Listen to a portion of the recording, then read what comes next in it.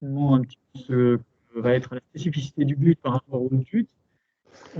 Et j'invite ceux qui ne l'auraient pas encore effectué à retourner sur la page de présentation du but sur la page d'Imaginal, hein, et à suivre le lien vers le formulaire Google pour inscrire vos coordonnées, nom, prénom et numéro Parcoursup afin de nous permettre de suivre en fait les personnes qui ont fait le déplacement virtuel à cette journée porte ouverte.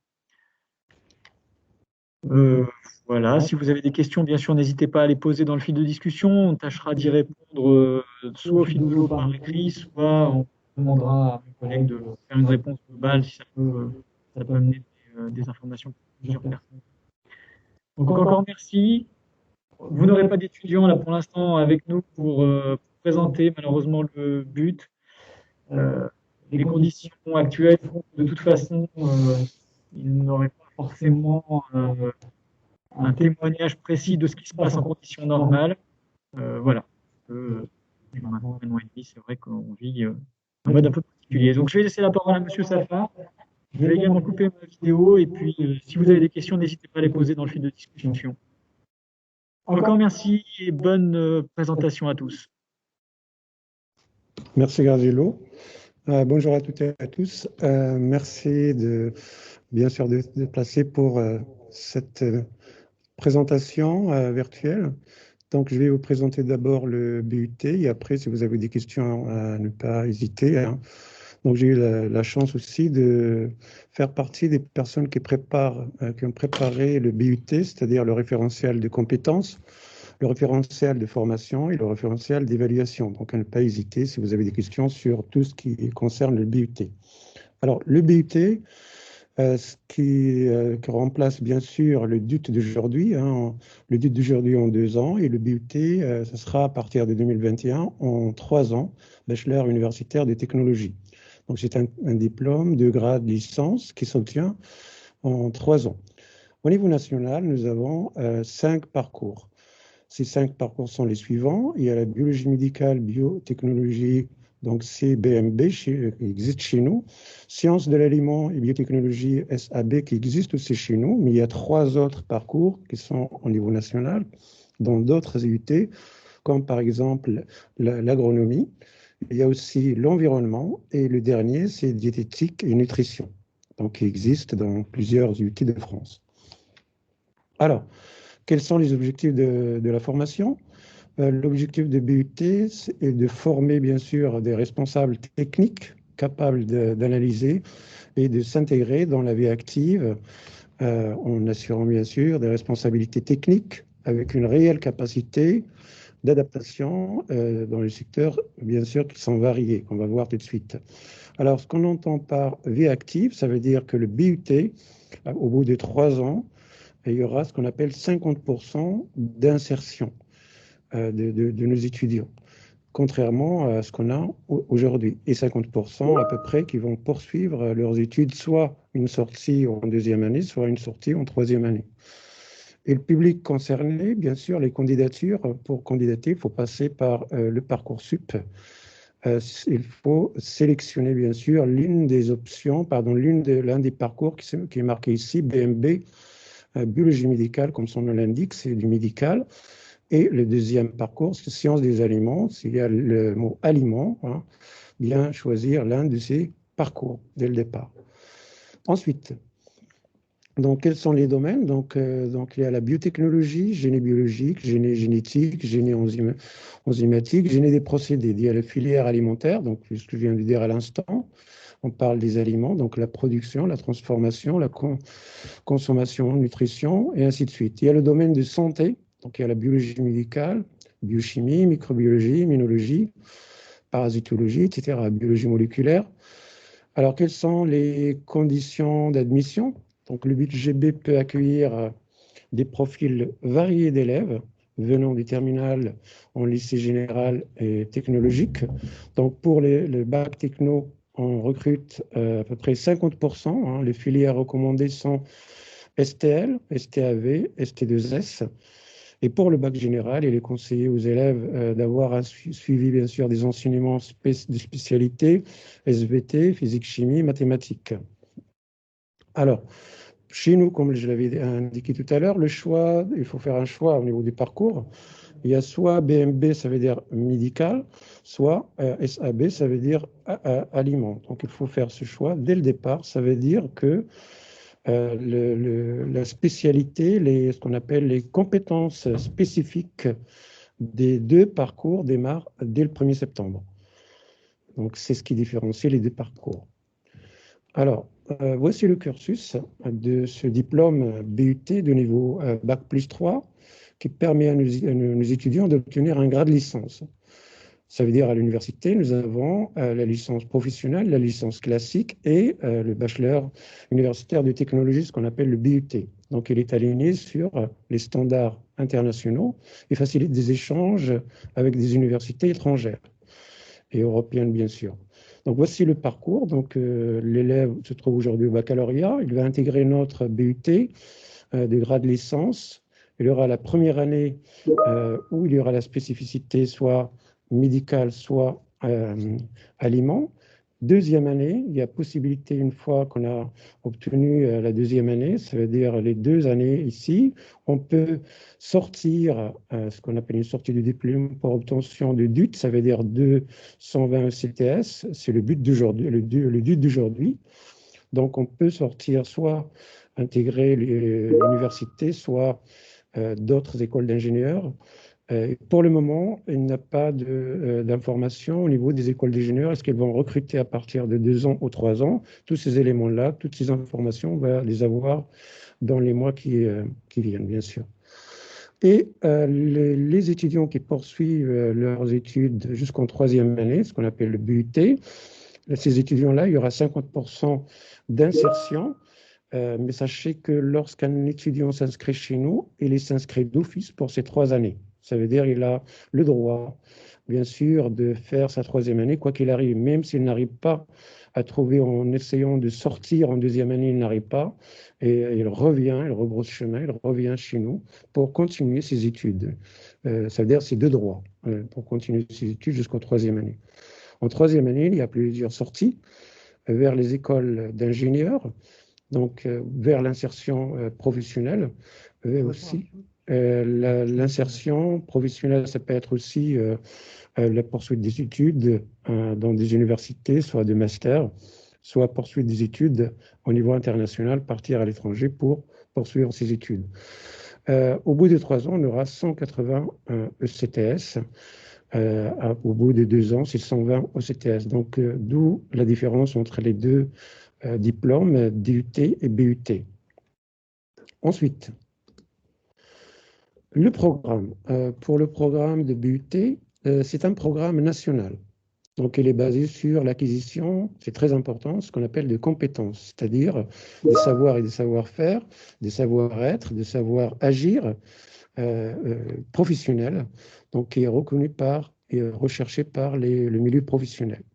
Le programme fait bien sûr une large place aux travaux dirigés, aux travaux pratiques, en petits groupes de 12 à 13 étudiants, donc qui est supérieur à 50%. Donc, ce sont des situations d'apprentissage et d'évaluation que va suivre l'étudiant tout au long de ce cursus de 3 ans. Ça veut dire ce sont des projets qui vont développer ces compétences tout au long de ce cursus.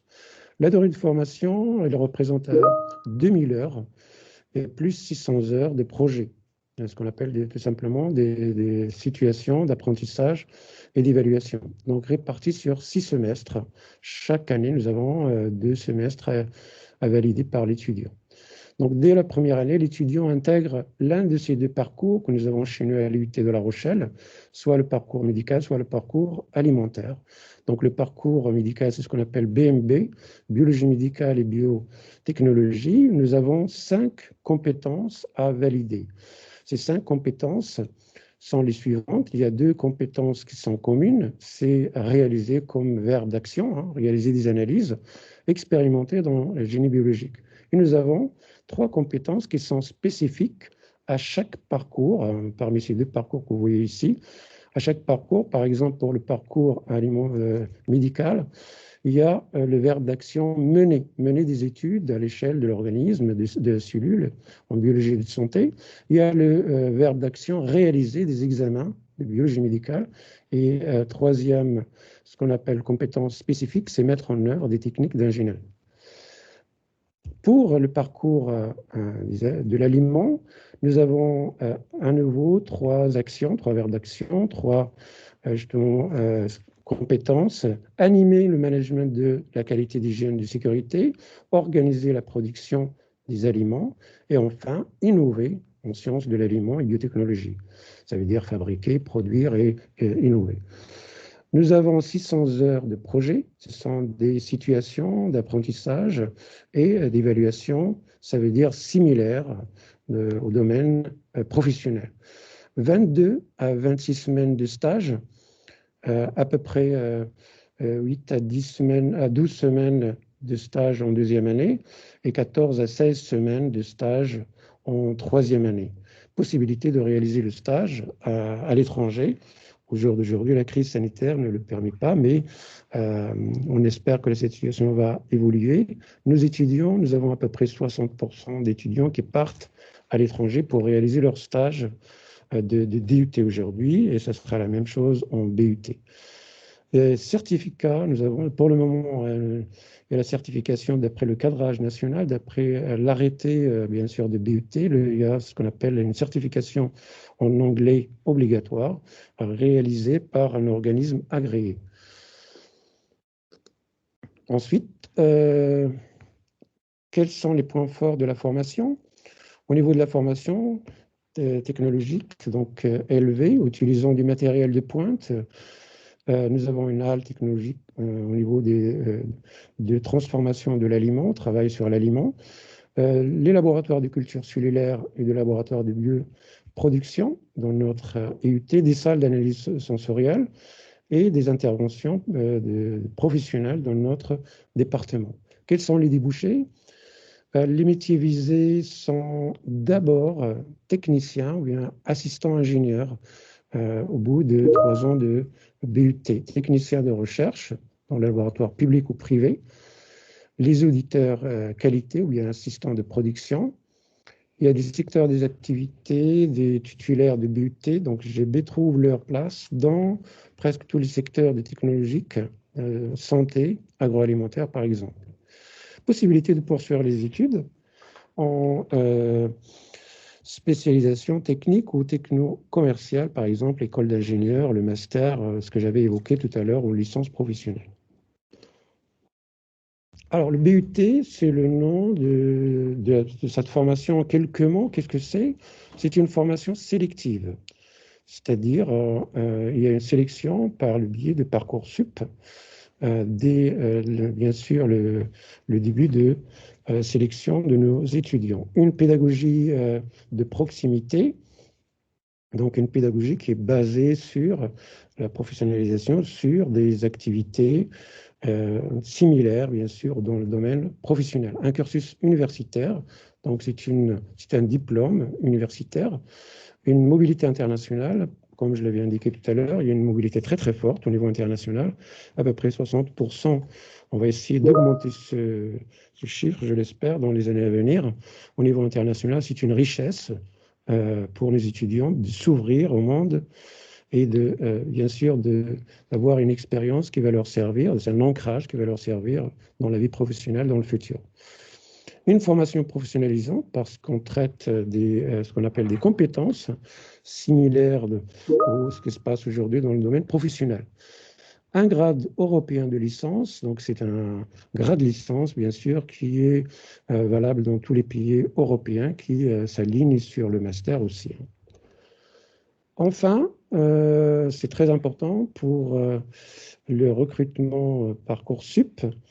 Si vous êtes motivé, merci de bien vouloir renseigner le nom, prénom, numéro de parcours SUP, le parcours BUT envisagé, soit BMB, soit SAB chez nous. Filière suivie actuellement, l'adresse électronique que vous voyez ici et complétez le formulaire Google disponible bien sûr sur la page BUT de la journée porte ouverte. Voilà, je vous remercie de votre attention. Si vous avez des questions, à ne pas hésiter, nous sommes à votre disposition. Oui. Ok, merci à Martial pour cette présentation. Donc juste quelques points pour reprendre. Alors je vais déjà moi reprendre la parole sur deux points qui ont été évoqués. Donc d'abord quelques détails sur la filière BMB et ainsi que les différents types d'entreprises qui accueillent les étudiants en stage. Et après je les relaisserai la parole à Martial sur la certification en anglais qui pourra certainement en dire plus, en donner plus de détails. Alors déjà par rapport à BMB sur le contenu pédagogique, donc il n'a pas été encore clairement rendu disponible en fait au niveau national, mais globalement ce sera le même contenu, on va dire, que le DUT-ABB qui va être lissé sur 3 ans avec bien évidemment des matières supplémentaires puisque ça va se passer donc en 3 années au lieu de 2. Globalement, sur les spécificités de la formation médicale, vous aurez des matières comme l'hématologie et l'immunologie, donc tout ce qui va être analyse de sang, identification des cellules sanguines. Vous aurez également une partie biochimie médicale qui va s'intéresser aux différents types de dosages que nous sommes capables d'effectuer en santé humaine, pour la santé humaine ou même animale d'ailleurs.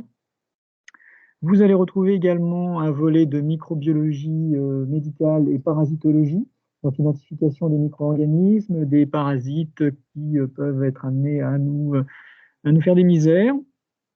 Vous aurez également de la biologie cellulaire, donc biologie cellulaire, là ça va être essentiellement toutes les techniques, alors sans compter la partie théorique sur la connaissance de la cellule, vous aurez également toute la partie technique qui vous permet d'apprendre à cultiver des cellules en conditions d'asepsie, donc en conditions stériles maximales, donc ce qui est adaptable ensuite dans toutes les entreprises de biotechnologie. Vous trouverez également de la pharmacologie, donc l'étude des médicaments avec de l'expérimentation animale. Voilà, donc ça c'est, je dirais, l'aspect spécifique à la biologie médicale. Je pense pas en avoir oublié. Donc ouais, de la biologie moléculaire, effectivement, qui sera, alors ça c'est disponible un petit peu dans les deux filières, mais la biologie moléculaire sera forcément adaptée là aussi à des problématiques d'ordre médical, hein. Donc toutes les techniques qui sont utilisées dans les entreprises de biotechnologie pour répondre aux problématiques actuelles, Donc je ne sais pas si j'ai répondu un petit peu au. Alors, ok, alors là j'ai une autre question. Donc, je vais répondre à Jules ensuite. Par rapport ensuite à la question sur les entreprises de stage. Alors en fait là c'est un petit peu large, hein. On va avoir énormément de laboratoires publics qui vont accueillir, en France, hein, je parle, hein, qui vont accueillir nos étudiants, CNRS, INSERM, IFREMER, INRA. Donc tous les laboratoires de recherche publics. On va retrouver également les industries pharmaceutiques, hein, je pense notamment à Pierre Fabre, à Castres par exemple. Nous avons Sanofi, Novartis, Pfizer qui nous prennent nos étudiants, pardon, sur des stages de fin de DUT. On va également trouver des sociétés de biotech comme CleanCells ou Vivalis. Toutes les industries agroalimentaires pour la partie sciences des aliments et biotechnologie. Donc, on a Atlantique Alimentaire, par exemple, sur le côté local à La Rochelle, Innovia, voilà, donc tout ce qui est associé à l'aliment, hein. Donc, toutes les industries agroalimentaires sont susceptibles de recruter nos étudiants en stage. Alors, je ne sais pas si c'était pour la question était spécifique à la santé. Ouais, voilà, c'était pas spécifique à la santé, donc voilà. Donc, tout ce qui va être associé à l'agroalimentaire pour SAB et dans le milieu médical, donc les laboratoires de recherche publics, donc d'ailleurs pour l'aspect agroalimentaire, euh, voilà, et les sociétés privées type pharmaco. Et après, on a un gros volet de stages à l'étranger, enfin dans les conditions normales, hein, sans Covid, puisque plus de 50% de nos étudiants, je crois qu'on en était arrivé à ce point-là, hein, plus de 50% de nos étudiants partaient à l'étranger, un gros volet en fait dans les pays hispanophones. Donc bien sûr l'Espagne, mais également toute l'Amérique latine. Nous avons également, en plus des pays hispanophones, nous avons le Brésil, le Portugal, nous avons le Japon, qui était une destination qui nous permettait d'avoir des stages de manière assez récurrente, les États-Unis, le Canada. Ouais, sur les stages, et après on va reprendre sur la question de Jules et de Léa, Anna, et puis il faudra reprendre également sur la certification en anglais. Je vais juste Pour rajouter. la certification en anglais, c'est dans l'ordre, je crois, des questions. Ouais, Alors, pour rajouter. des questions. Vous voulez le point à rajouter peut-être par Oui, rapport au stage? par rapport au stage et par rapport à BIT, ce que tu avais Oui, dit. oui. Alors, par rapport au stage au niveau international, les stages se déroulent dans des universités, dans les laboratoires de recherche et les universités avec lesquelles on a signé des accords cadres de notre président s'est déplacé, il a signé un accord cadre. Il y a aussi des universités où on a signé un accord, ce qu'on appelle Erasmus au niveau européen. Donc, ce sont des stages qui sont sûrs, des stages avec nos partenaires qui sont bien évidemment en collaboration très très forte avec notre université. Ça veut dire il y a des étudiants, ce qu'on appelle tout simplement de la mobilité sortante et la mobilité entrante dans l'autre sens aussi, hein. Donc, c'est très important pour nous justement de pérenniser ces échanges et ces stages. Je reviens sur le BUT. Je remercie Monsieur Génos qui vient d'expliquer. Je vais rajouter tout simplement la différence par rapport au DUT d'aujourd'hui, c'est qu'en BUT, on va travailler sur des projets. En plus, ça veut dire on a au départ, par exemple, si je prends la première année BMB, ça veut dire au niveau médical, ou bien SAB au niveau alimentaire, nous avons 4 compétences en semestre 1. Dans ces 4 compétences, on va travailler sur 4 projets en parallèle en plus par rapport à ce qu'on fait aujourd'hui. Et en semestre 2 de la première année, nous avons aussi 4 compétences. Et ces 4 compétences, il y a 2 compétences qui sont communes aux 2 parcours et 3 compétences qui sont spécifiques à chaque parcours. À nouveau, pour ces 4 compétences en première année, parce qu'en deuxième année, ça va augmenter un petit peu. On va travailler sur 4 autres projets, ce qui fait 8 projets en première année. Maintenant, quand on passe en deuxième année, il y a une compétence en plus qui se rajoute, c'est-à-dire on aura 2 compétences communes en deuxième année et 3 compétences spécifiques pour chaque parcours. Ça fait 5 compétences au total, ça veut dire 5 projets que l'étudiant va mener en semestre 3 et 5 projets en semestre 4 et ainsi de suite. Et à la fin de chaque semestre, l'étudiant va présenter ce qu'on appelle un portfolio. C'est ce qu'on appelle tout simplement un cahier de charge devant un jury pour valider, pour bien évidemment expliquer la maîtrise de ses compétences devant un jury. Et c'est ça ce qui va valider c'est les 4 compétences en première année et les 5 compétences en deuxième année, et ainsi de suite. En troisième année, c'est pareil. Et le stage fait partie de ces compétences, ça veut dire partie de ces projets. Les projets tutorés vont aussi renforcer ce qu'on appelle tout simplement ces activités d'apprentissage et d'évaluation tout au long de ce parcours et de ce processus. Certification en anglais, Marcel? Oui, pour la certification en anglais, oui, tu as raison, Graziello, pour la certification en anglais. C'est un petit peu encore ambigu, hein. Donc, il y a encore des discussions avec le ministère sur la certification en anglais parce que c'est payant à la fin du cursus. Eh bien, l'étudiant va avoir un certificat d'anglais, mais délivré par un organisme agréé extérieur à l'université. Et la discussion aussi au niveau du ministère, c'est pour avoir un système moins cher pour l'étudiant. Et pourquoi choisir un organisme et non pas un autre? Mais c'est un plus, on reconnaît bien évidemment, c'est un plus pour nos étudiants. Pourquoi? C'est un plus parce que les entreprises, parce que le milieu professionnel l'exige. Et donc, si on arrive à trouver un moyen moins cher pour les étudiants pour obtenir ce certificat, c'est notre combat au niveau national. C'est une très bonne chose et on va encourager bien sûr nos étudiants pour obtenir ce certificat. Voilà. Ok, donc pour répondre à à la question de Jules Gudeboro sur la partie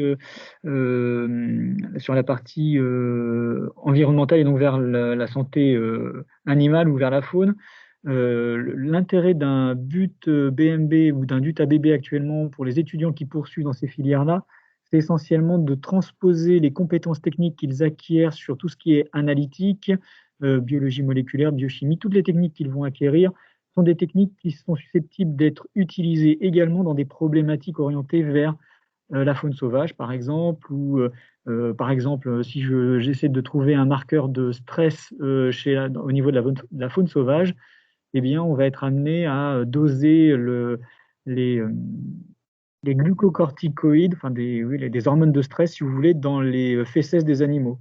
Et ça, typiquement, c'est une technique de dosage qui est classique, hein, que l'on apprend en fait à nos étudiants dans le cadre de la formation et qui est transposable finalement à une problématique environnementale. Du coup, pour répondre à votre question, hein, on n'est vraiment pas dans le domaine pur environnemental, c'est une certitude, hein, on est vraiment très orienté sur la santé humaine ou animale. Ça, c'est vraiment le fond de commerce, j'ai envie de dire, du parcours biologie médicale et biotechnologie. Ça, c'est une certitude.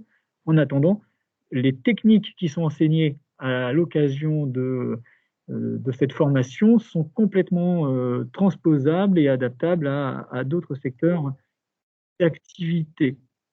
Donc, je ne sais pas si j'ai répondu clairement à votre question, mais effectivement, on a des étudiants, hein, qui aujourd'hui poursuivent après leur DUT ABB, donc dans l'option biologie des organismes et des populations, et sont capables d'exploiter les techniques vues en DUT vers des problématiques que je qualifierais d'annexes. Donc, c'est certain que les problématiques qui seront vues à l'IUT ne seront pas des problématiques environnementales, mais vraiment des problématiques orientées vers la santé, qu'elles soient animales ou, euh, ou humaine. Alors, je ne sais pas si j'ai répondu à votre question. Attendez, je regarde vers le bas. Mais je pense qu'il est tout à fait envisageable de sortir du but en fin de deuxième année et d'intégrer une licence générale biologie des organismes pour retrouver du coup ce côté faune Oui, et environnement. c'est exactement ça. C'est exactement ce qui se passe actuellement avec le DUT ABB et avec le but, hein, il sera tout à fait possible, effectivement, de sortir avec les 2 années, après les 2 premières années. Et à ce moment-là, le diplôme obtenu ne sera pas le but, mais le DUT, l'ancien DUT ABB, finalement. De nouveau,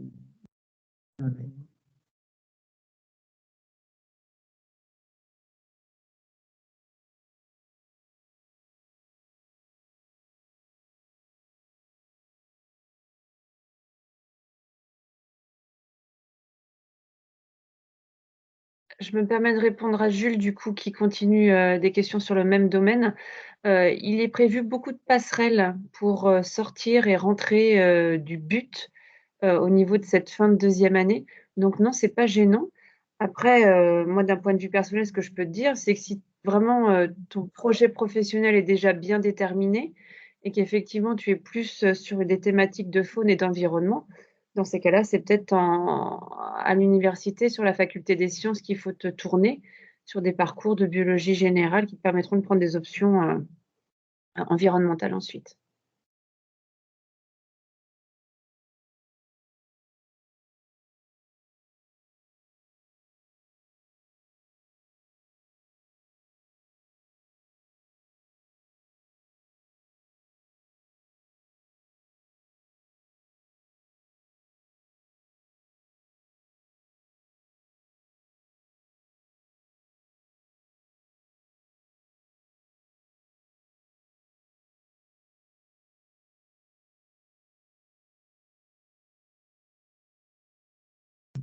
alors, pour répondre à la question d'Héloïse là, sur l'admission avec une moyenne générale de 13, c'est difficile de répondre à cette question parce qu'en fait, lors de l'algorithme en fait, qui calcule votre moyenne finale n'est pas celle que vous obtenez en terminale. C'est-à-dire que si là vous avez 13, à cette moyenne de 13 va s'ajouter également l'évaluation de la fiche à venir par ce qu'on appelle donc l'algorithme, qui peut monter votre moyenne peut-être à 14 ou à 15. Voilà, souvent ça augmente les moyennes. Donc c'est délicat en fait de dire si vous serez pris ou pas. Ça, malheureusement, c'est très délicat à voir. Euh, Si on veut parler des sujets qui fâchent un peu, hein, effectivement, chez nous, nous avons 2000 candidatures par an pour BMB, hein, pour 60 places disponibles. Donc c'est vrai que on va pas se mentir, c'est velu à la sélection. Pour autant, l'intérêt donc de répondre au formulaire que nous vous avons envoyé donc que mon collègue vous envoie plusieurs fois là sur le lien, qu'il vous transmet, ça sert en fait justement à ce que nous puissions ressortir vos dossiers de la pile de la foultitude en fait de candidatures qui postulent chez nous. Donc attention, hein, je ne suis pas en train de dire que tous ceux qui viennent à cette JPO virtuelle vont être recrutés chez nous l'année prochaine, mais en tout cas, ce que je peux vous assurer, c'est que les dossiers seront bien évalués. Alors pourquoi est-ce qu'on vous fait remplir ce formulaire? Parce que tout simplement l'année dernière, on a eu la bonne surprise de voir une anonymisation des dossiers 15 jours avant la procédure de recrutement, ce qui n'a pas été vraiment très sympa de la part du rectorat de nous imposer ça. Bon, voilà, ça a été fait comme ça. Voilà, on n'a pas eu le choix.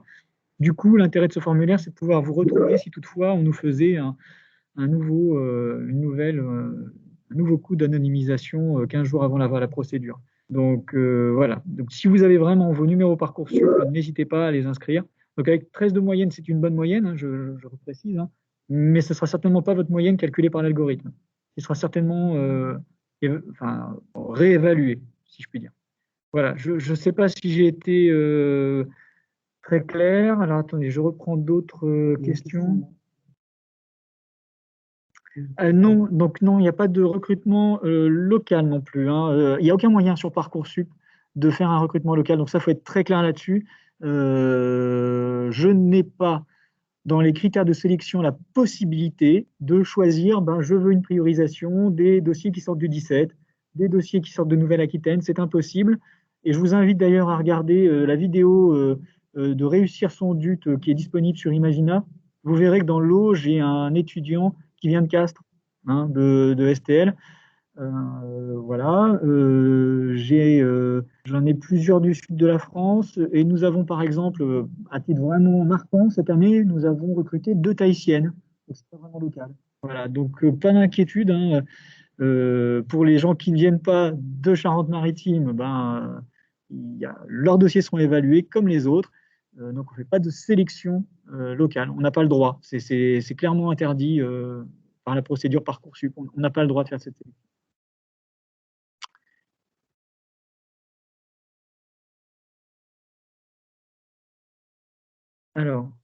Alors attendez, il y a Gabriel qui a posé une question. J'ai vu là sur l'accès au diaporama. Est-ce qu'on pourra donner l'accès au diaporama aux personnes? Oui, on l'a mis, oui, ça sera, oui, tout à fait. Donc pour répondre à Gabriel, voilà, vous aurez accès donc du coup au diaporama, a priori. Il y aura une vidéo. Une vidéo disponible en fait. Je pense que la présentation a été entièrement enregistrée. Donc voilà, vous avez carrément droit à un replay. Je ne sais pas si j'ai répondu à toutes les questions là. Attendez, je regarde. Alors, c'est le dernier là? Alors attendez. Pour le recrutement d'étudiants venant d'autres formations, dans mon cas, DUT GEI, est-ce que ça joue? C'est génie l'environnement, ça. Hein. Oui, deuxième année. Alors là, c'est particulier. Hein. Pour les formations, pour les gens qui viennent de DUT, il faut passer en interne avec votre chef de département. Oui, c'est ça. Ça passe par le réseau des IUT. Donc là, c'est particulier. Il faut vraiment voir avec votre chef de département qu'il entre en contact avec notre chef de département parce que c'est essentiel que ça se passe en interne dans le réseau IT, là, pour le coup. Oui. Voilà. Là, je pense qu'il y a peut-être moyen d'intégrer les étudiants en deuxième année directement plutôt qu'en première année. Donc là, ça passe pas par Parcoursup. Non, GE2I, c'est pas environnement, hein, sauf si je me trompe, je pense que c'est génie électrique.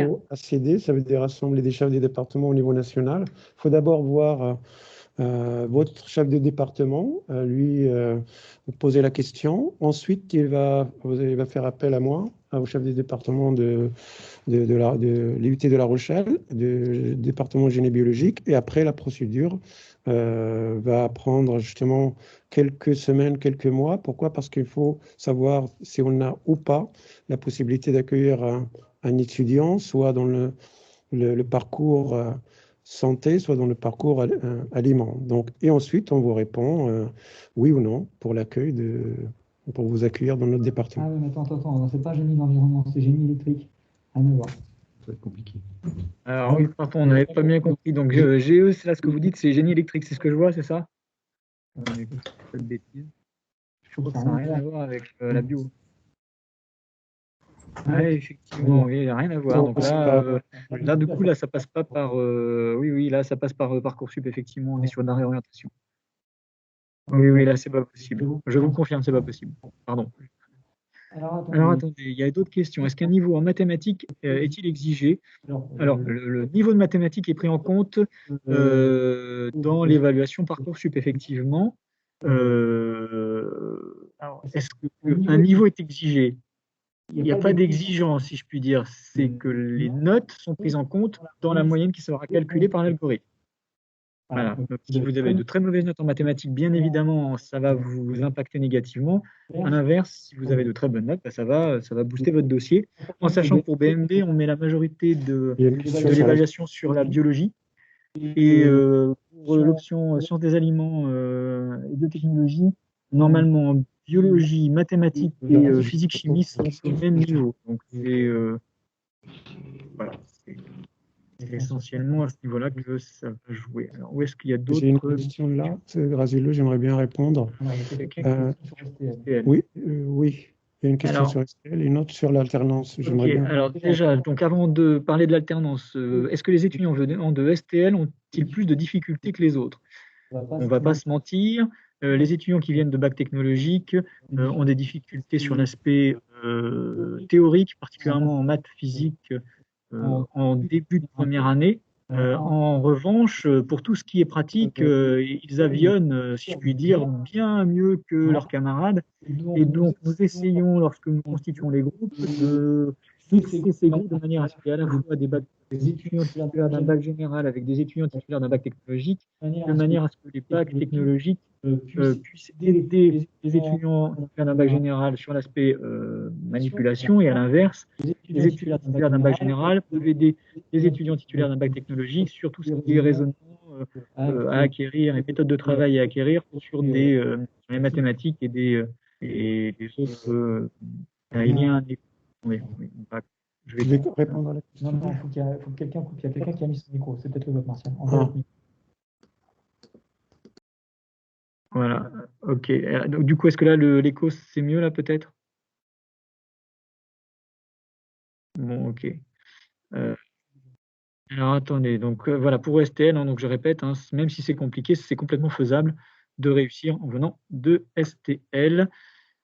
Alors, attendez. Ensuite, il y avait une question sur l'alternance. Du coup, ben, je vais laisser la parole. À Monsieur Safar pour répondre à la question sur l'alternance. Je vais activer mon micro, donc c'est bon. Alors pour l'alternance, donc la question, j'ai vu que vous proposiez l'alternance. Est-ce qu'avec le nouveau BUT, c'est encore d'actualité? Si oui, comment cela s'organise? Donc aujourd'hui, nous avons l'alternance au niveau des aliments en deuxième année.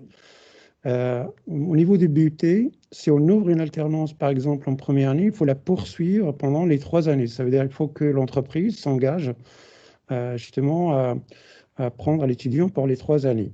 On peut l'organiser à partir de la deuxième année, on peut l'organiser à partir de la troisième année. La plus facile, c'est la troisième année. Donc, au jour d'aujourd'hui, nous avons interrogé au niveau national les entreprises s'ils sont prêtes à prendre les étudiants pendant 2 ans. Les réponses sont on n'a pas obtenu vraiment de réponses pour le moment, mais il y a possibilité d'organiser l'alternance en troisième année, ça sera facile, et en deuxième année, c'est possible si les entreprises s'engagent à prendre les étudiants pour 2 ans. Autre chose, aujourd'hui, nous avons l'alternance en groupe, un groupe d'étudiants, de 8 à 10 étudiants. Dans l'avenir, ça veut dire en BUT, on verra ce qu'on appelle cette possibilité d'ouvrir l'alternance pour un étudiant, pour 2 étudiants, pour 3 étudiants, pas pour un groupe, par exemple, de 10 étudiants. Voilà la tendance pour l'avenir au niveau de BUT. J'espère que j'ai répondu à votre question. Et si vous avez d'autres questions, à ne pas hésiter sur le côté alternance. Merci.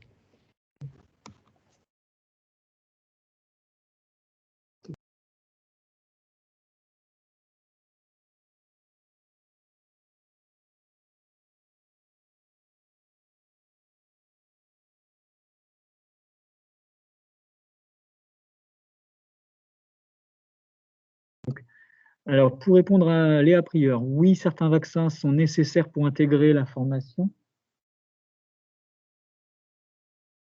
C'est le service de santé universitaire qui s'occupera de vérifier avec vous si tous vos vaccins sont à jour par rapport à la formation. Voilà.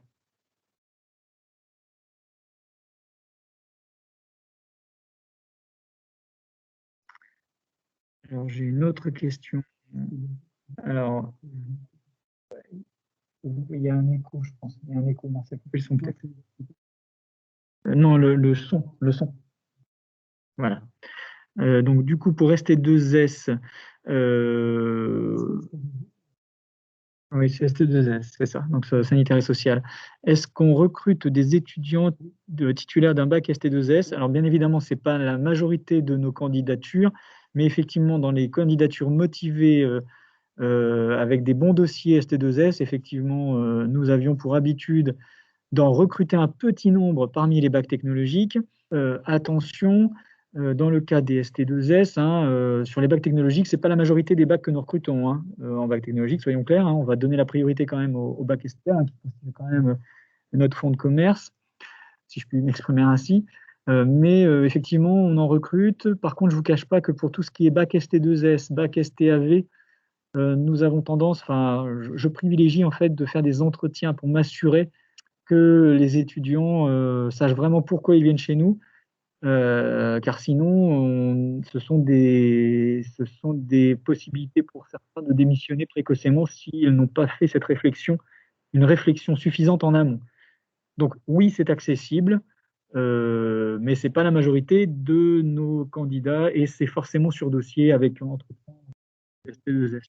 Donc je vais laisser la parole à mon collègue par rapport à des spécifications. Alors pour ST2S, oui, comme a dit mon collègue, c'est possible.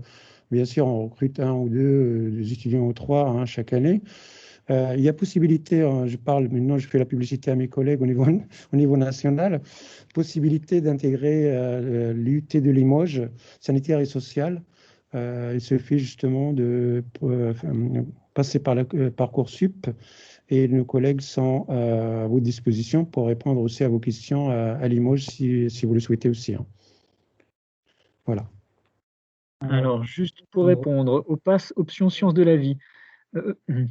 Alors, tout dépend des notes, mais globalement, les étudiants qui viennent de l'ancienne PACES, on les prenait en première année, plus facilement, effectivement. Pas trop en deuxième année. Ensuite, recherche appliquée. Quelles sont les poursuites d'études conseillées après un but biologie médicale et biotechnologie? Tout va dépendre finalement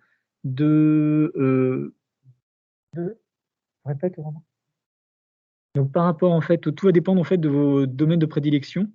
Pour la recherche appliquée, imaginons que vous souhaitiez travailler dans la pharmacologie. Alors là, je parle de la pharmacologie parce que c'est un peu mon domaine. Vous allez avoir les licences 3 en physiologie animale et neurosciences, les biologies cellulaires et physiologie, les licences 3 biologie moléculaire, biologie cellulaire et génétique, qui permettent ensuite de s'orienter vers des masters professionnels à destination de l'industrie pharmaceutique, des laboratoires de biotechnologie. Donc, typiquement, ce sont des poursuites d'études classiques après un DUT ABB, voilà, et qui seront toujours valables après après 2 années de but BMB. Voilà par rapport à ce que je peux répondre donc, par rapport à mademoiselle Gervais Adou. Je ne sais pas si j'ai été clair. Y a-t-il des choses spécifiques à écrire dans la lettre de motivation? Là, c'est un peu délicat comme question. Soyez sincère, j'ai envie de dire. Évitez de raconter autre chose que ce pourquoi est-ce que vous voulez venir chez nous, tout simplement. Je pense que c'est ça la bonne chose à dire. Il n'y a pas de recette miracle pour écrire une bonne lettre de motivation. Si vous savez pourquoi vous voulez venir chez nous, a priori, on saura comment dire. Par rapport à cette lettre de motivation, c'est toujours particulier. En fait, il faudrait préciser votre question, Mathis. Là, essayez de préciser votre question par rapport à cette lettre de motivation parce que c'est difficile de répondre comme ça. Quelles sont les attentes pour le dossier Parcoursup? Alors, attendez, je ne la vois pas celle-ci. De combien sont les frais d'inscription? Donc là, il faudra qu'on voit aussi les frais d'inscription, ça je ne me souviens pas.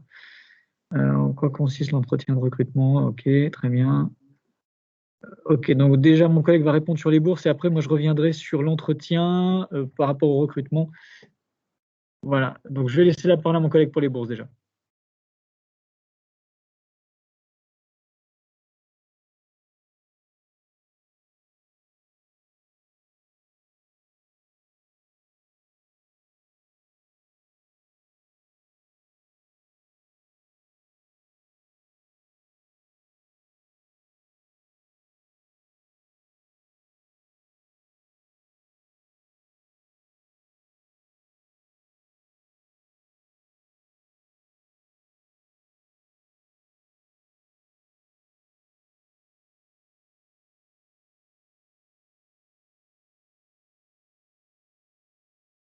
Je vais prendre à nouveau. Je vais reprendre, pardon, ça n'a pas marché. Pour les frais d'inscription, donc je reprends. C'est bon là? Je reprends. Donc pour les étudiants boursiers, exonération des frais d'inscription. Il y a simplement 8 € à payer pour le libre service informatique. Par contre, pour les étudiants non boursiers, pour une inscription licence, ça veut dire BUT par exemple, grade licence, licence professionnelle, eh bien c'est 170 €. Pour les inscriptions master, c'est 243 €. Pour le doctorat, c'est 380 €. Donc, pour les nouveaux, ça veut dire les bac néo, les arrivants à l'université, c'est 170 € des étudiants non boursiers. Et pour les boursiers, c'est exonéré. Voilà. Alors, je réponds maintenant. Alors, si je prends dans l'ordre, j'espère que j'en ai pas loupé. Baptiste nous demande en quoi consiste l'entretien de recrutement pour entrer dans le but. Alors, déjà, et puis il y a une autre question également de Paul Salmon concernant serait-il possible de demander un entretien? Alors, c'est pas vous qui demandez l'entretien, hein, soyons clairs, hein. C'est moi qui, avec les collègues, décidons de faire passer ou non des entretiens en fonction des dossiers que nous voyons. Il faut bien comprendre que nous n'allons pas s'aborder en fait la procédure Parcoursup. L'algorithme va tourner, quoi qu'il arrive, hein. Ça, c'est une certitude. Si on vous demande également de remplir ce formulaire, le fameux formulaire, c'est justement pour prendre en compte la motivation. Dans quelles circonstances nous demandons des entretiens? C'est par rapport au profil atypique, donc typiquement les bacs ST2S, STAV, pour savoir si la motivation et la capacité de travail sont adéquates pour nous assurer que ces candidats sont capables de survivre, entre guillemets, aux exigences de la formation. Ensuite, on va être amené également à faire passer des entretiens pour les étudiants en réorientation, afin de déterminer si ce projet de réorientation est mûrement réfléchi ou si c'est juste une candidature de sécurité parce que les étudiants sont, par exemple, en première année de classe prépa, ne sont pas sûrs de passer en deuxième année de classe préparatoire. Et du coup, voilà, on essaye d'évaluer est-ce que ce sont vraiment des candidatures par sécurité, auquel cas ça ne nous intéresse pas vraiment, ou des candidatures réellement motivées pour intégrer nos effectifs.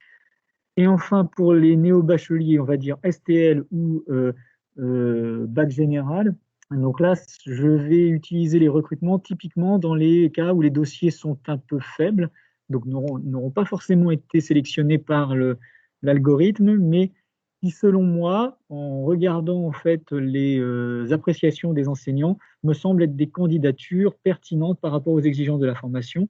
Ça peut être parce que le projet professionnel est clairement affiché pour devenir technicien, donc un projet d'insertion professionnelle rapide, ou parce que le profil est un profil d'étudiant qui fonctionnera typiquement mieux dans un fonctionnement IUT plutôt que dans un fonctionnement universitaire classique. Autrement dit, quand je remonte des candidats dans ce qu'on appelle le ventre mou, typiquement, c'est là que je vais faire passer un entretien pour m'assurer que ces candidats que l'on fait remonter sont des candidats qui ne vont pas se retrouver en échec, hein. L'idée, c'est pas d'entraîner l'échec des jeunes gens. L'échec, c'est jamais quelque chose de pertinent. Voilà, donc je ne sais pas si j'ai répondu aux questions par rapport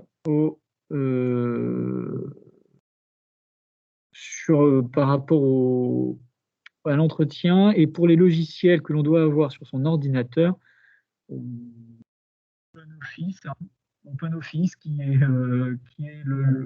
voilà, celui que vous aurez finalement. Après, il n'y a pas de logiciel spécifique, ou s'il y a des logiciels spécifiques, on vous les donne en local.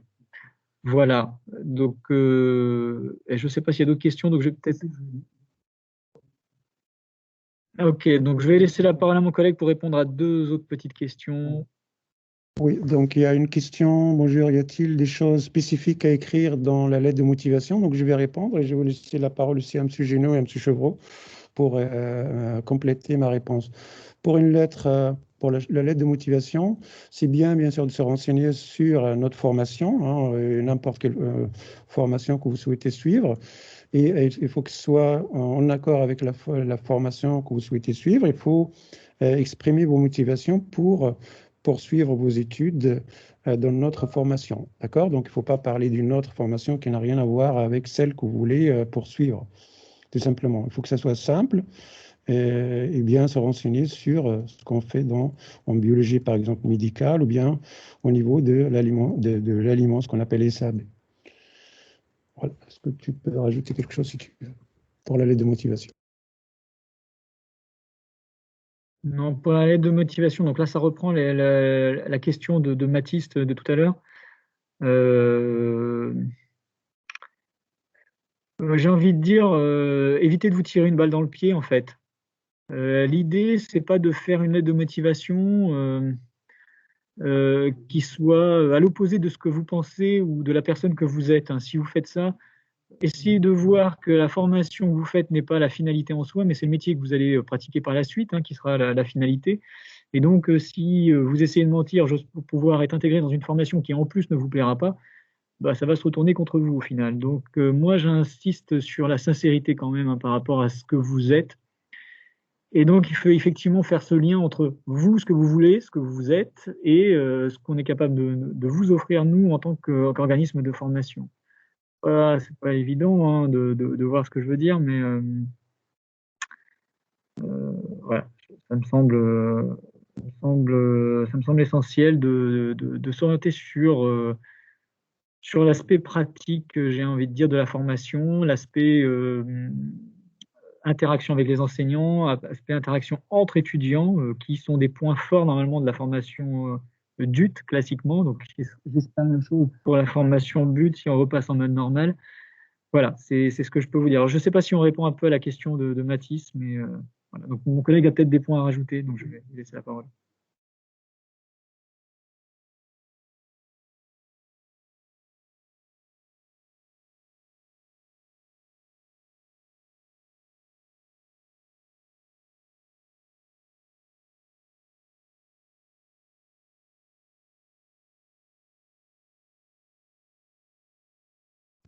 Non? Oui, il y a une question. Est-ce qu'il y a de l'informatique en BUT? Oui, il y a de l'informatique en BUT. Par contre, on ne prépare pas pour devenir informaticien. En BUT, il y avait bien sûr un parcours informatique. C'était dans le sud de la France.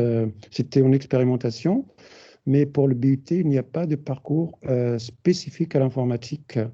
Bien sûr. Par contre, on a de l'informatique au jour d'aujourd'hui en DUT, on l'aura en BUT, bien sûr. Oui. Par rapport au taux de poursuite d'études après le but, je dirais que 70% de nos étudiants, il y a de l'écho. Donc, 70% de nos étudiants poursuivent soit en université, soit en école d'ingénieur, et 30% soit s'arrêtent directement avec le DUT ou poursuivent en licence professionnelle. Et il est possible qu'avec le but, ces pourcentages se retrouvent plus aux alentours de 50% de poursuite d'études et 50% d'insertion professionnelle directe. Voilà, donc ça, c'est. Voilà. Actuellement, on est sur du 70-30, 70% de poursuite, 30% d'insertion professionnelle, et on tendra de plus en plus vers du 50-50. Voilà, je ne sais pas si j'ai répondu à la question. Pendant que j'y suis, tant que j'ai encore la parole, n'oubliez pas d'aller remplir le formulaire ou de donner toutes les informations à l'adresse mail qui vous a été indiquée, hein, c'est important. Pour les écoles, donc l'université bien sûr par rapport aux différents masters, et pour les écoles, donc nous avons les écoles d'ingénieurs de type du réseau Polytech, de l'INSA, toutes les écoles d'ingénieurs qui proposent de la biotechnologie ou de l'agroalimentaire. Et qu'est-ce que nous allons retrouver également? J'en profite également pour faire appel, pour revenir sur l'informatique également, au génie physiologique et informatique, qui est une poursuite d'études qui est très prisée de nos étudiants et qui est une formation donc, qui fait la double compétence bioinformatique et physiologie. Et ça, c'est une formation qui est très appréciée de nos étudiants. Ouais, donc là, je vais laisser la parole à mon collègue pour les stages. Là, vous m'entendez? Donc, pour les stages en BUT, je parle. Donc, c'est réparti sur 3 ans. Ça veut dire à la fin de la première année, il y a possibilité de faire un stage de 2 à 4 semaines. Tout dépend c'est libre à chaque UT de l'organiser ou Par exemple, tout dépend du parcours. On peut ne pas faire de stage en première année, à la fin de première année, comme par exemple dans plusieurs IUT au niveau du médical, BMB, ils ne vont pas faire de stage en première année. Par contre, en deuxième année, à la fin de deuxième année, nous avons un stage qui varie de 8 semaines à 12 semaines. Et en troisième année, nous avons un stage qui, bien sûr, qui est porté sur 14 à 16 semaines maximum en troisième année. Donc voilà la répartition des stages en BUT au jour d'aujourd'hui.